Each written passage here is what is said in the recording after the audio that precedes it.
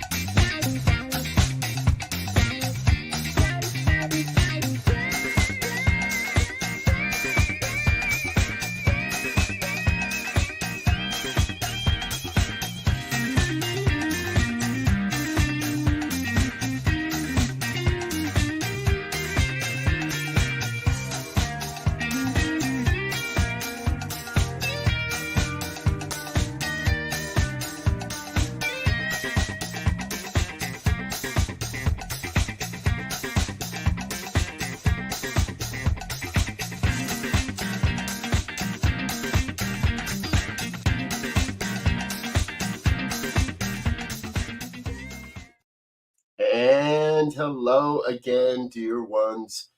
Dr. Robert with you here on a Saturday morning. It's 9 a.m. on the Mountain Time Zone. Good morning. It's time for our Saturday Science of Mind and Spirit conversation series. And I'm so grateful that you are with us. If you're watching this live or at another time, please feel free to chat along, chime along, leave a comment, ask a question. We're happy that you're with us here. If you are live, watching us live, definitely please interact with us. Feel free to get involved. We're the interwebs are experiencing some difficulties with our broadcasts getting to Facebook. So if you are watching this on Facebook, it might be a rerun. And please consider come joining us on the YouTube channel. The YouTube channel is not going away. Good morning, Shay. Shay's with us on the YouTube channel. Grateful that you're with us. Anyone else, again, that's watching, feel free to get involved. Say hello this morning. It's a beautiful, glorious Saturday morning here in Colorado. My neighborhood is on semi-restricted access because today is the Harvest Festival here in Arvada, Colorado. And so one of the main roads not far from here at the end of our neighborhoods are all blocked off and closed off for the day, and going to be all kinds of people wandering around and having a good time. Again, grateful you're with us here this morning. I'm going to bring you some excerpts today. What we're talking about is the Science of Mind and Spirit magazine, Science of Mind magazine from 1966. And I pulled up the September issue of the 1966 issue. I'll explain a little bit more about that as we go along. I do want to say a quick shout out to Reverend Barbara Jean for her talk last week and what she brought forward. It was so much fun. I was producing last week, so I got to listen to it as it was happening. And I thought I just love how she brings forward this philosophy. And that's what it's all about, right? This is all about, Saturday mornings are all about taking a deeper dive, taking a more specific look at various aspects. And in the first half of the year of the Science of Mind textbook. Now here we are in the second half of the year where what we do is we dive into different resources and things that are available on the Science of Mind Archives webpage. For as little as $10 a month, you can become a member of the Science of Mind Archives, and you get a certain number of downloads every month. And this today, as I was saying, today what we're going to do is we're going to look at the Science of Mind magazine from 1966. The link is going across your screen right there. It is not clickable, but if you go to the description of today's video, you will find that just a link that would take you right to that that if you want to download it, and if you want to download it and read along. I am, however, going to include it on our screen share in our discussion. So you should, the intention is you'll be able to read it as we go along, as I share with you. So let's get started. And I've kind of, when I do these things, I also try to pick out the daily guide from that day. So today is the 7th of September. It is a Saturday. However, in 1966, it was a Wednesday. But this was the daily guide for that Wednesday. I'm always in my right place. You're in a safe enough place to close your eyes, and I invite you to do so and listen to these words. The whole purpose of our existence is to express our real self, the God self incarnated in us. We are fulfilling this purpose if we let our occupation at any given time be the channel for this expression. To give ourselves to our task is the consciousness of oneness with God is doubly rewarded, for we help others as well as ourselves. At times, we may be discontented with what we're doing, and this may be the divine urge within telling us of a greater possibility of service. But it is the attitude and effort we bring to the work at hand which open up the greater avenues. Jealousy and condemnation, or negative comparisons of ourselves with others, block our progress. We are always in our right place by virtue of our right thinking. But this does not mean that it need be fixed or permanent. We grow in living more successfully when we maintain motives of good and when we perform to the best of our ability. Then, when the opportunity to move into greater good presents itself, we'll be ready to recognize it and accept it. And their affirmation. I know that my potential for success is infinite, for I am one with God. Therefore, today I use faithfully and generously the gifts of my divine nature. I am always in my right place, so I contend with no one. I keep my thought open to the influx of divine inspiration for greater opportunities of service, and accept that I am harmoniously and easily moving into continually rewarding and successful activities. Oh, and then there's the quote, and they include a quote from the textbook. Let's scroll down just a little bit there for you. There we go. I think I might like that. There is a place in us which lies open to the infinite, but when the Spirit brings its gift by pouring itself through us, it can only give to us what we take. We've talked about that before, that principle. Talk about it a lot, actually. It's a matter of what we may accept. Set up my next. There it is. Thought I put that in there. Okay. I want to get the next part up. So what a great start, right? The reminder that we are always right where we're supposed to be.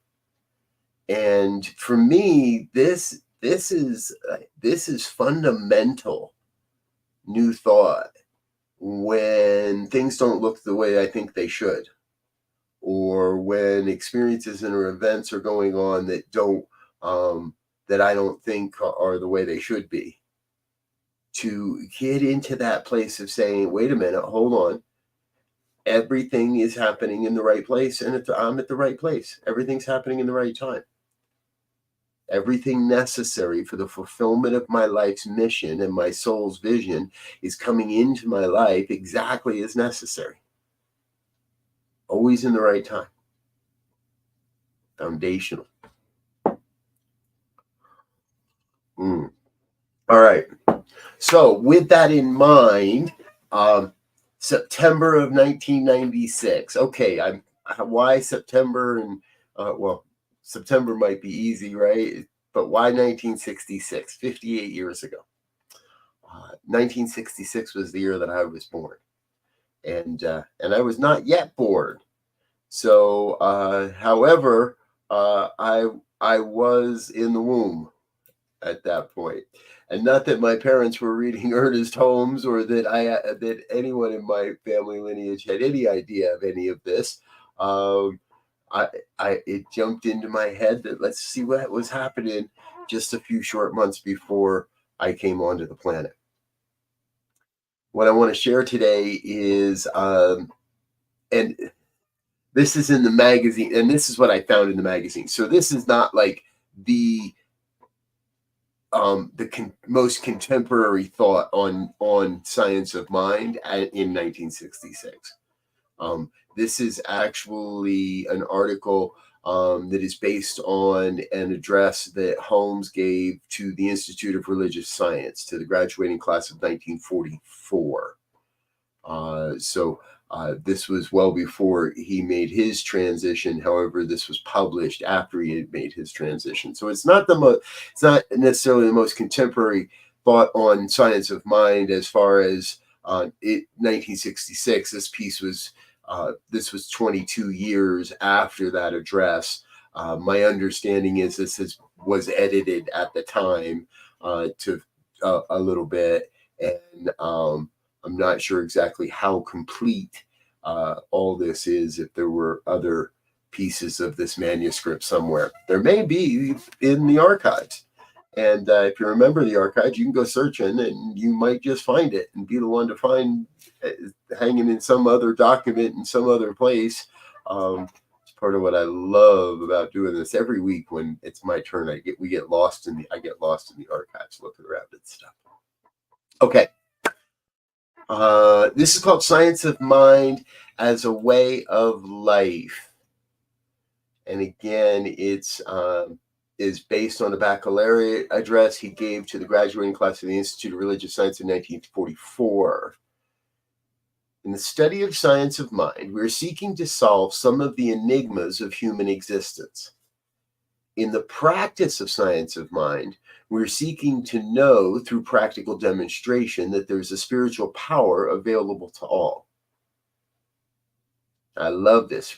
Right off the bat, we have the understanding, the study, and the practice. This practice is quite different from the popular concept of it. We do not assure ourselves that wrong is right, that evil is good, that limitation is freedom, or that sickness is health.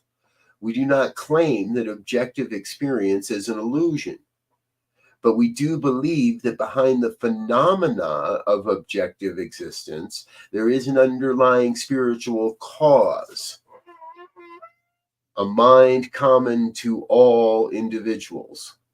We'll correct we'll take a more gender neutral approach as we go here, folks. So forgive the old language sometimes. Okay, so we're not in the spiritual bypass. We're not saying that's not real. We're saying it's real. But what we're also saying, we do believe that behind the phenomenon of objective existence, there is an underlying spiritual cause, capital C cause, which means divine, a mind common to all. And it's a capital M mind as well, a universal mind as well. With Emerson, we believe that man is the inlet, that human is the inlet to this mind, capital M, and may become an outlet of it, not through choice, but by reason of our true nature, not because of desire, but by necessity. The science which is practiced is based on the theory that there is a universal mind, an eternal spirit, from which all things spring. We think of spirit as the infinite person in whom we all live and move and have our being. Each is a unique incarnation of this infinite presence, which Plato called the divine mind. We believe that spirit is personal to each one of us because it is incarnated in a unique way in each. Love that. Love that. Love that. Love that. Always in that place of remembering that it is personal to each. Over the last, it's never really gone away, but over the last maybe 6 or 8 months, a phrase has been brought back into my awareness that I use a bit, I remember a bit more, is that we are creating our own personal relationship with our own consciousness, our own understanding, and our own demonstration of the divine. So I love that this is listed, this is titled as Science of Mind as a Way of Life, because we hear that, we talk about that as well. We are a faith, we are a philosophy, a faith, and a way of life. And it's the way of life is where the rubber meets the road. The way of life is where we get to show up in our daily experiences and our daily events and rely on this philosophy, our faith, to make it happen, to create the life we truly desire. Let's get back into it. Bottom of that first page on the right column. We differentiate between the universal spirit, which is the infinite presence, and the universal law of mind, which is a principle in nature. It is through a conscious use of this law of mind that human is given spiritual dominion. It is because of this law, capital L law, universal law, it is because of this law that faith has been justified. For if a principle works, there must be a way in which it works, a law through which it manifests. While we believe that the spirit is a spontaneous presence, we believe that the action of the law of mind is a mechanical and mathematical reaction. It is the servant of the spirit, and since the spirit is within us, the law is our servant. I love that too. Follow that. Because the spirit is overriding the law must do what the spirit mandates, dictates, affirms. And because spirit is within us, we have that power to mandate, to law. Everyone has immediate access to the divine presence, and everyone can make immediate and personal use of the law of mind. Wow. Do I practice that every day? Ooh, not always. I think to yourself, are there places in your life right now where you do not have the belief that you can make an immediate use of the law of mind? If I did, I could get rid of these things and still read what's on my screen. However, I don't have that belief because I can't see the words on my screen at the moment. But it's possible. The promise is there. Let's just take a look at that paragraph again, right here, first top paragraph. While we believe that the spirit is a spontaneous presence, we believe that the action of the law of mind is a mechanical and mathematical reaction. It is the servant of the spirit, and since the spirit is within us, the law is our servant. Everyone has immediate access to the divine presence, and everyone can make immediate and personal use of the law of mind. Our religious outlook is a universal one. There is tolerance in its concept and inclusion. The infinite is all-embracing. We work in harmony with all religious beliefs, since each, in their own way, seeks the ultimate cause, God, the Father which art in heaven. The one who understands science of mind will be tolerant, kind, and sympathetic. Let each draw the picture of divinity in our own way, with our own brush, blending the colors from the inner perception of our own spiritual state We should never rob anyone of their faith unless we can give them a better one. We respect everyone's belief and are willing to worship with anyone at the altar of their faith in the invisible. We are all inclusive in our spiritual embrace of humanity. We do this with deep sincerity, in reverence, and with the complete abandonment of the personal self to that spirit which has revealed itself through the ages. We refuse to bury spiritual sympathy and understanding in the grave clothes of intolerance and bigotry. Now, if anyone wants to say that Holmes didn't at times bring it to his students, I think you're wrong. I think he had a very deep understanding that we have to use this and be a living model, a living demonstration of this. We're all inclusive in our spiritual embrace of humanity. That means everybody, everybody, even those that aren't practicing of spiritual tradition. Even though some of this, even and most especially those that where we cannot see the light in someone, is the place where we most need to let go of ourselves and see the light. We do this with deep sincerity and reverence, and with a complete abandonment of the personal self to that spirit which has revealed itself through the ages. We refuse to bury spiritual sympathy and understanding in the grave clothes of intolerance and bigotry. Science of Mind has a universal concept of God. It thinks of the divine spirit as flowing through everything, personalizing everything, giving warmth and color to everything.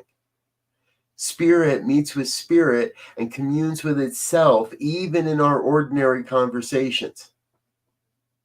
Never overlook nor underestimate the importance of this all-inclusive attitude.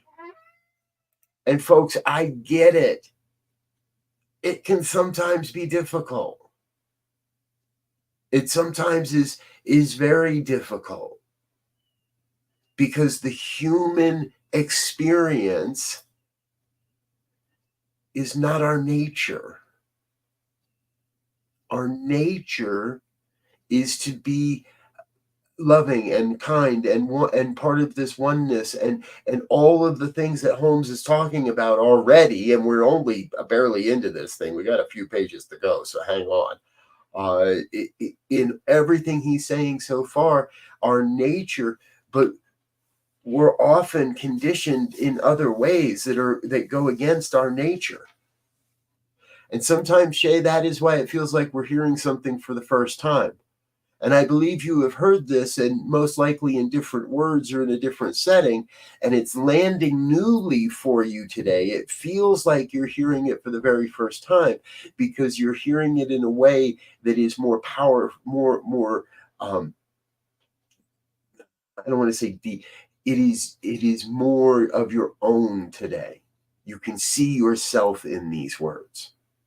You can see your life through these words.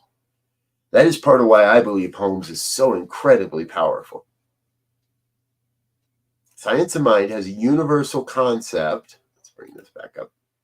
Science of Mind has a universal concept of God. It thinks of the divine spirit as flowing through everything, personalizing everything, giving warmth and color to everything. Spirit meets with spirit and communes with itself, even in our ordinary conversation. Never overlook or underestimate the importance of this all-inclusive attitude. It is only when we meet God in each other that we comprehend the meaning of the divinity of humanity. Humanity proclaims divinity, and it is through humanity that divinity reaches its highest revelation. Now remember, he's using a capital D, divinity, here, so this is the highest possible thing, right? As in our humanity, we proclaim our divinity, and it is through that same humanity that divinity itself reaches its highest revelation, its highest revealing as us, through the body temple, through who we are and how we show up. We understand that everyone's attempt to unify with the divine is really an outcome of the cosmic urge, which presses against everything, flows through everything, and proclaims itself in everything. We never belittle or criticize another person's spiritual concepts, but remember that each is their separate star. Each shall draw the thing as they see it, for the God of things as they are. We are tolerant and kind, and above all embody the spirit of love and unity, for this is the essence of the philosophy of science of mind. We are tolerant and kind, and above all embody the spirit of love and unity.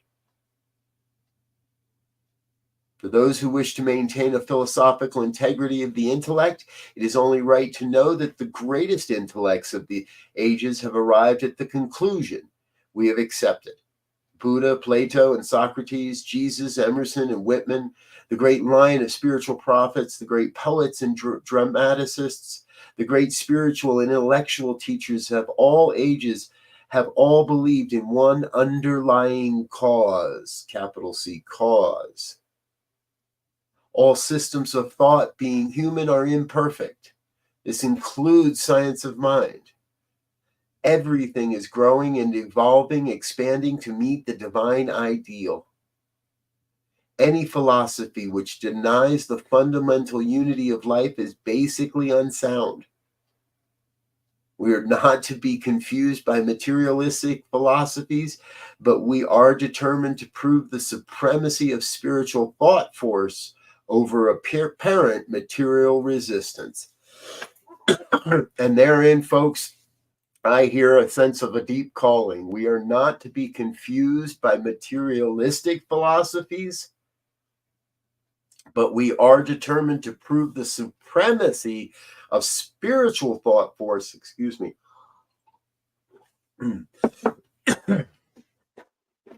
We are determined to demonstrate, we are determined to prove the supremacy of spiritual thought force, science of mind, spiritual thought force, over apparent material resistances. Apparent meaning they're not real. We are determined to demonstrate that there is a divinity in the human. We are determined to roll away the stone from the tomb of the hidden self. There is a light that lighteth everyone's pathway. This light belongs to each of us, for each is the candle of the Lord. We keep faith with ourselves. Watching in the garden of our soul, we are not afraid of the stupidity that would crucify humanity on the cross of its own ignorance. For there is one who watches with us, even the spirit of wholeness and holiness, which is the indwelling Christ.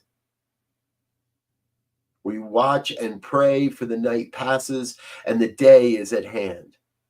The word is waiting for a spiritual sunrise, and the world is waiting for a spiritual sunrise, and we herald the new birth. This was 80 years ago, folks, 1944. I think we've got some work to do. The world is waiting for a spiritual sunrise, and we herald the new birth. And that new birth is now, well, I guess we're busting out all over. It's time to make this movement move in a new way. That's my opinion. It's time to make this movement move in a new way.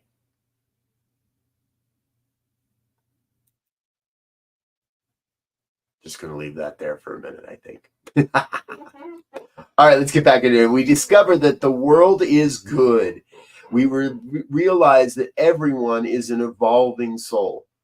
We do not deny this evolution. We merely affirm the supremacy of spirit and realize that evolution is but the unfoldment of something which has long since been folded. Even this philosophy of new thought, of the science of mind, must evolve. We know that we are immortal beings, not because we have made a bargain with the infinite, but because we have made we are made of eternal stuff. Humanity is divinity wearing a mask.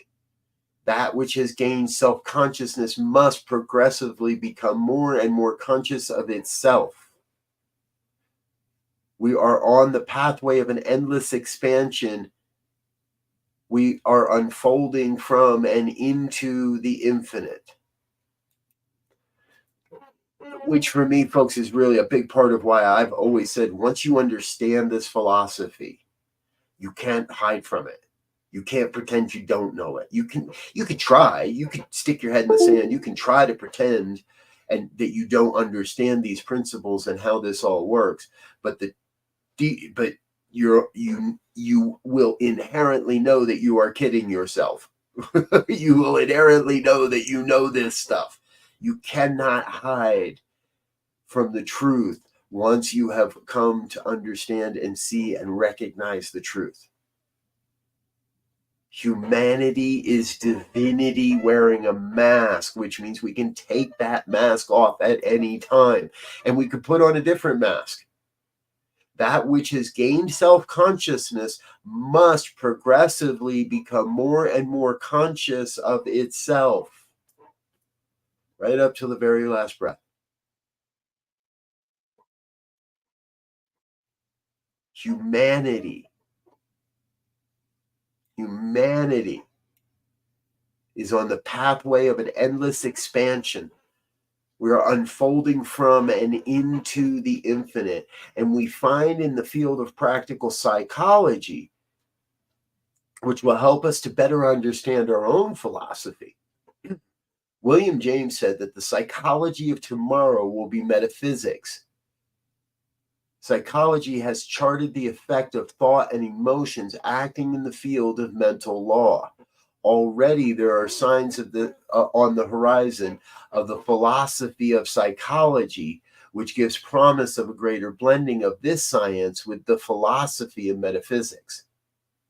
Metaphysics is, as James said, an unusually persistent and stubborn attempt to think straight.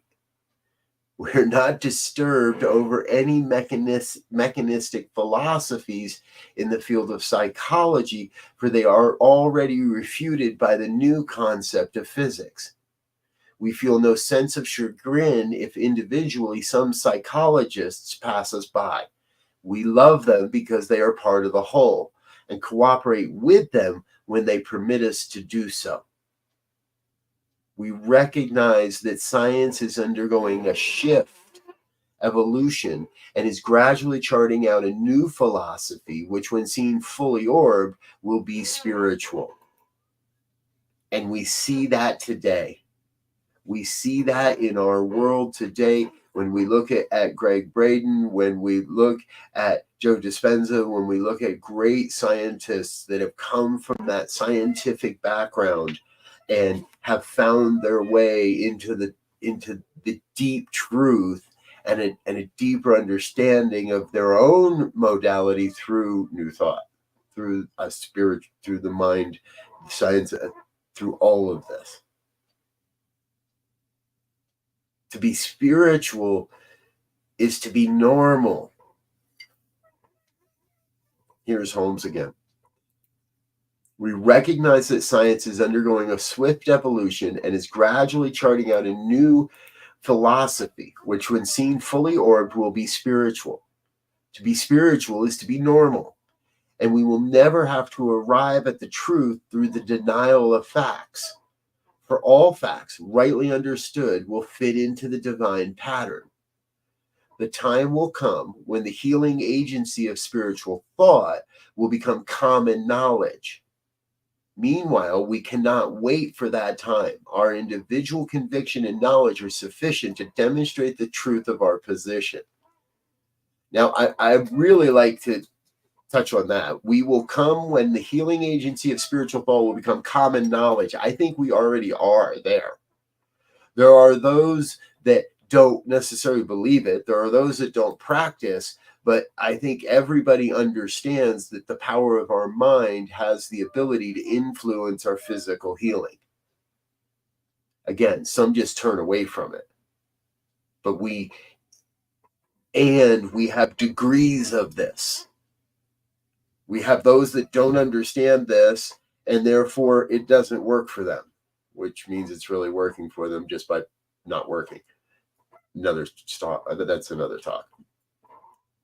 We have people that understand this and use this a little bit. We have people that invest a good portion of their week into remembering and practicing, and then we have those that are living it and those that are making it a way of life. And remember, this whole piece is Holmes. This whole concept, this whole talk from Holmes is using this as living this as a way of life.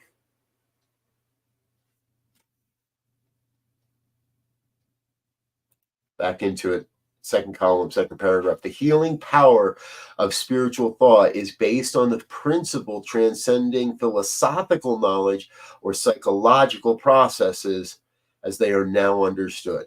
The healing power of spiritual thought is based on principles that transcend philosophical knowledge or psychological processes. I love the science that he breaks it down.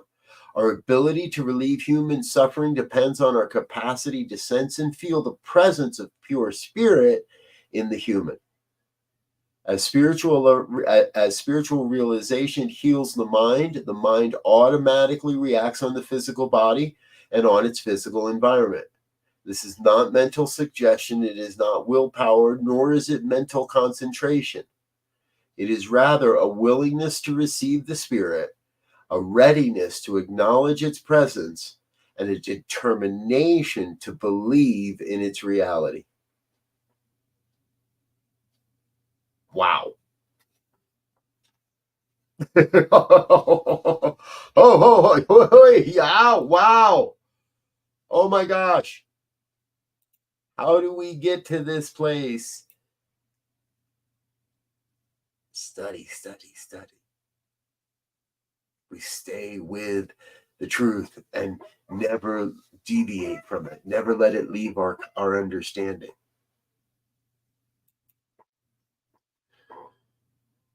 Help. Where were we? We are not disturbed over any mechanistic philosophies in the field of psychology, for they are already refuted by the new concept of physics. We've been. Oh, there we are. On the other side. My apologies. Let's pick it up here. As spiritual realization heals the mind automatically reacts on the physical body and on its physical environment. This is not mental suggestion. It is not willpower, nor is it mental concentration. It is rather a willingness to receive the spirit, a readiness to acknowledge its presence, and a determination to believe in its reality. The science of mind is a definite science. Its practice follows well-outlined laws, and its method of procedure can be taught and understood by anyone. The universe in which we live is a spiritual system governed by laws of thought. We do not deny the physical universe, but rather we include it in the spiritual system. The practice of spiritual mind treatment is a field in itself, and therefore we leave other forms of healing to those who practice them, and cooperate with all who will cooperate with us. Our relation. So this is important. I think this is important too for advanced students, that there's nothing wrong with people that practice other modalities.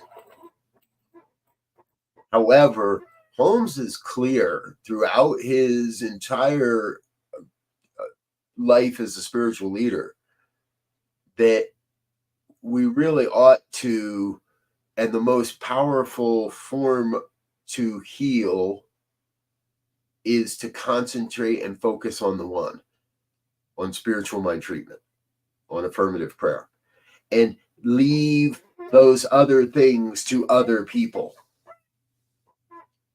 And some have argued that that's a very elitist sort of look, and we can only do one thing, and we can't have multiple talents, and that we're not. And I don't think he says that is in any way. What I think he says is be true to what you are living here, and those other things will take care of themselves.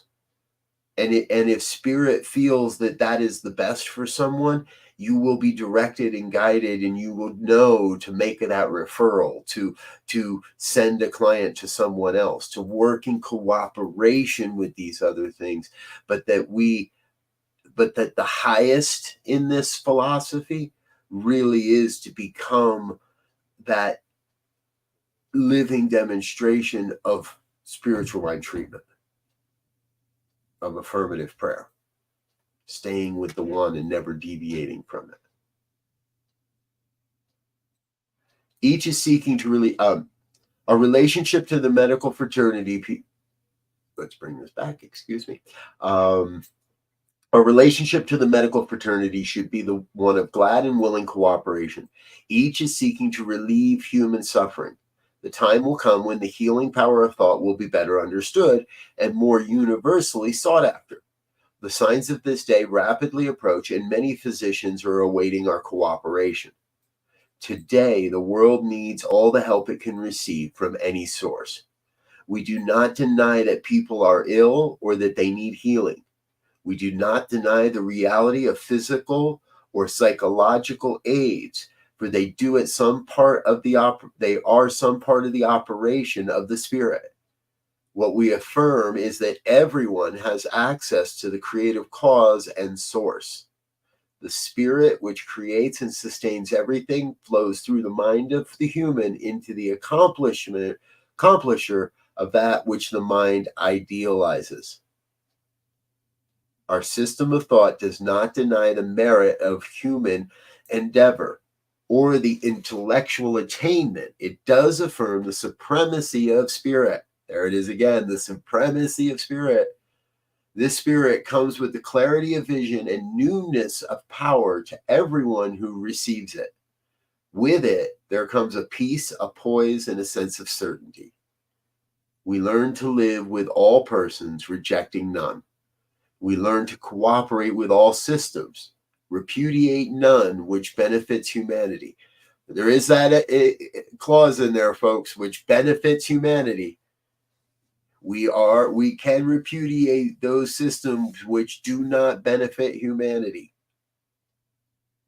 But we learn to cooperate with all systems, repudiate none which benefit humanity.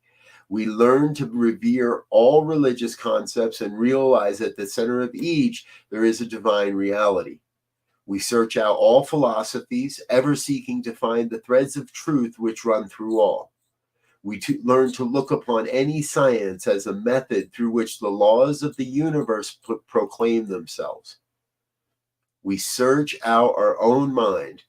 We are true to our own beliefs. We penetrate more deeply into our own consciousness. We learn to wait in the silence for our own soul, for that vision which has come to the good, the just, the wise, and the wise of the ages. We carry the torch of truth and reason, which has been handed to us, brought down through the ages. In spite of chaos and unbelief, we advance and prove our faith through our works. It becomes our way of life. And that is my wish and my desire for you, for everyone, for all that might be touched by these videos and the series. And it's I love when we get into September, it still feels like back to school. My kids are back to school. New things are happening in my ministry and in my life. New things are happening here at New Thought Media Network and in all that we're doing. And in all of that, it reminds me of what a great team we have here on Saturday mornings. The ministers that are with us week after week. It is so wonderful to take this time as what I always intended, a deeper dive into the science of mind and spirit. a deeper dive into the philosophy of Ernest Holmes. And I love that New Thought Media Network is branching out and growing out, and I would love to see a group of really talented, learned individuals come together and do the same thing for the Fillmores or other New Thought leaders, and help me to better understand how their philosophy fits in the whole. And I trust that these programs help you to determine and look at how the science of mind philosophy, which is a faith, which is a way of life, it fits in with your whole and fits in and affirms your wholeness. We're here every Saturday. Next week, Reverend Dr. Mark Gilbert will be with us, who is an expert on the archives. He sits on the board of the archives as well. And I just know he's going to bring us the goodness next Saturday as well. So thank you for being with us. Feel free to share this with your friends, your family, let others know, let other students know. If you know other students of the science of mind and of the New Thought philosophy, let them know what we're doing here. I hear from more and more students that they find these they find them after the fact, not when we're doing them live, but they find them and find them to be very valuable in their own studies from all of our various ministers. Thank you for being with us, Shay. Appreciate you as well. We'll look forward to seeing you soon. Everyone else that's out there, Brian Black, I see you. Others that did not comment, that's okay. I don't even know you're there. I know you're there because we are all one. Thanks to all of our sponsors, individual donors, everyone that financially keeps this network going and helps us to continue to move this message, to bring this message into new ways and through new ways in new forms. If you're with me, stick around for one more minute. Let's say thank you to our organizational sponsors and individual donors.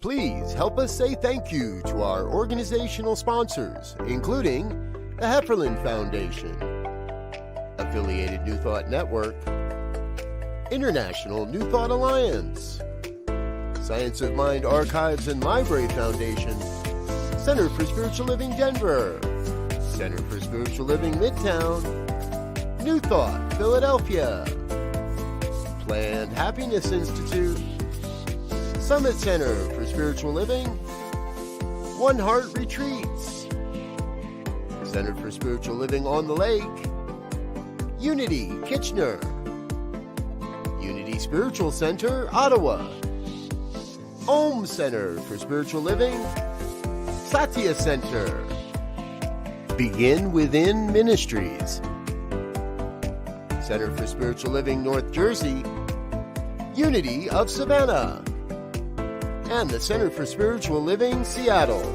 as well as all of our individual donors. Thank you for being part of the New Thought Media Network. Please like, share, and subscribe. New Thought Media Network, positively inspiring. Yes. Thank you to everyone that's helping this network stay financially feasible and growing and thriving. If you'd like to become part of our financial family, please do head on over to the website, ntmedia.org. Find that donate button and make a monthly donation. We'll add you to the next version of our thank you video, which is coming out real soon. Good morning, Annie. Thanks for being with us today. Appreciate you and giving us a shout out there. Be sure to like and subscribe. Catch all of what we're doing here. And we do a lot here. For if you're new, anybody that might be new, we do a lot here on New Thought Media Network, close to 40 hours a week of live broadcasting to share all kinds of wonderful spiritual practices, as well as a variety of shows and show hosts with various specific aspects of the New Thought philosophy. Join us throughout the day, throughout the week. Check out all the playlists. Everything we do has a playlist. Check it out over on our YouTube station. All right, I'm going to get out of here, or I'm just going to keep babbling, and that's not what it's about. I wish you a great Saturday. I hope you have a great weekend. We'll see you throughout the day tomorrow for our all-day Sunday programming. Until next time, I wish you peace and richest blessings. Bye now.